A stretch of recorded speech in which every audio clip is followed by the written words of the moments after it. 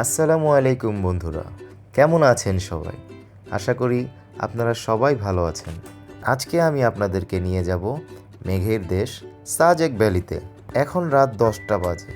আমি আর আমার কিছু কলিগ মিলে ঢাকা থেকে রওনা দিয়েছি সাজেক ভ্যালির উদ্দেশ্যে।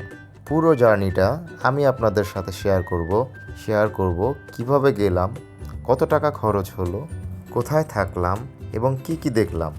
এই সব কিছু দেখতে এবং জানতে চাইলে আশা করব এই ভিডিওটি আপনারা সম্পূর্ণ দেখবেন। ভোর 4টা নাগাদ আমরা অলরেডি চলে এসেছি বারোইয়ার হাটে। বারোইয়ার হাট থেকে সামনে এগিয়ে আমরা একটা ছোট্ট ব্রেক নিলাম। ঢাকা থেকে আমরা 11 সিটের একটি হাইস ভাড়া করে নিয়ে গিয়েছিলাম। এই হচ্ছে আমার সকল কলিগেরা। সবাই কিছুটা বিশ্রাম নিয়ে আমরা আবার রওনা হয়ে গেলাম। ভোর 6টা নাগাদ আমরা চলে এসেছি খাগড়াছড়িতে। মনে হচ্ছে অন্যদের চেয়ে অনেক তাড়াতাড়ি আমরা খাগড়াছড়িতে চলে এসেছি। এখন আমাদের একটি চাঁদের গাড়ি ভাড়া করার পালা। আমার কিছু কলিগ চাঁদের গাড়ি ভাড়া করছিল। এই ফাঁকে আসুন আপনাদের খাগড়াছড়ির বাজারটা একটু ঘুরে দেখাই। এই বাজারটা সম্পূর্ণ আদিবাসী অধ্যুষিত একটি বাজার। এখানে সকল আদিবাসীরা তাদের জুমে চাষ করা ফসল নিয়ে এখানে বিক্রি করার উদ্দেশ্যে আসে। এখানে প্রত্যেকটি শাকসবজি এবং ফলমূল ছিল সম্পূর্ণ তাজা, যা সচরাচর আমরা ঢাকায় দেখতে পাই না। যেহেতু গ্রীষ্মের প্রথম দিকে আমরা গিয়েছিলাম, সেহেতু কাঁঠাল, আম, জাম্বুরা, পেয়ারা আরও বিভিন্ন ধরনের পাহাড়ি শাক সবজি এবং ফলমূল আমরা দেখতে পেয়েছিলাম। এমন কিছু সবজিও আমরা দেখতে পাচ্ছিলাম যেগুলোর নাম হয়তো আমরা বাঙালিরা জানি না। বিভিন্ন ধরনের কিছু ইউনিক সবজির নাম আমি ওনাদের কাছ থেকে জিজ্ঞেস করে জানতে পেরেছিলাম, যেমন হলুদের ফুল, টক পাতা, বাঁশকোড়ল, কলার মোচড়া, কলার থোর।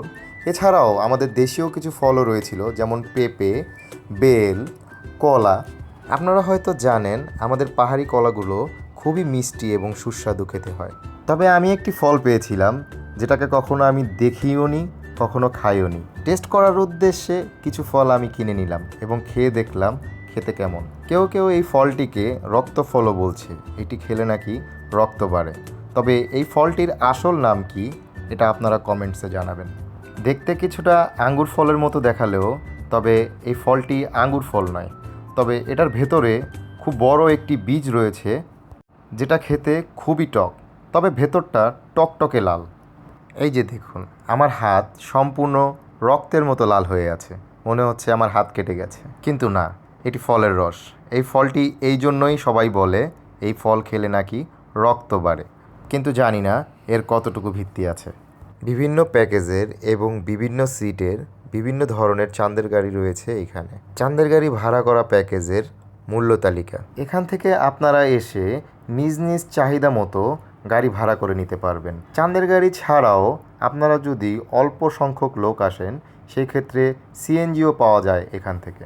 এই গাড়িটি আমরা ভাড়া করেছিলাম 11,500 টাকা দিয়ে। সময় ভেদে সেটা ভিন্নও হতে পারে। যাই হোক, সারা রাত জার্নি করার পরেও আমার সহকর্মীবৃন্দরা খুবই উৎফুল্ল, কারণ আমরা সবাই এই প্রথম যাচ্ছি মেঘের দেশ সাজেক ভ্যালিতে। সবার মনেই একটি কৌতূহল ছিল, কেমন দেখতে হবে সেই মেঘের দেশ, যেখানে থাকবে পাহাড় আর মেঘের খেলা। এই বলতে বলতে সবাই আমাকে জিভ বের করে দেখাচ্ছে। কেন বলেন তো? ওই যে সেই রক্তফল, এই রক্তফল সবাইকেই আমি খাইয়েছিলাম। যাই হোক, এখন আমরা রওনা হয়ে গিয়েছি বাঘাইছড়ির উদ্দেশ্যে, যেখান থেকে আমাদের সকাল 10টার আর্মির স্কোয়াড ধরতে হবে। বলে রাখা ভালো, বাঘাইছড়ি থেকে সকাল 10:30টার মধ্যে একটি স্কোয়াড ছেড়ে যায় সাজেক ভ্যালির উদ্দেশ্যে, এবং 2টা থেকে 2:30-এর মধ্যে আরেকটি স্কোয়াড ছেড়ে যায় সাজেক ভ্যালির উদ্দেশ্যে। যেহেতু ভিডিওটি একটু বড় হয়ে যাচ্ছে, সেহেতু এই ভিডিওটি এখানেই সমাপ্ত করতে হবে।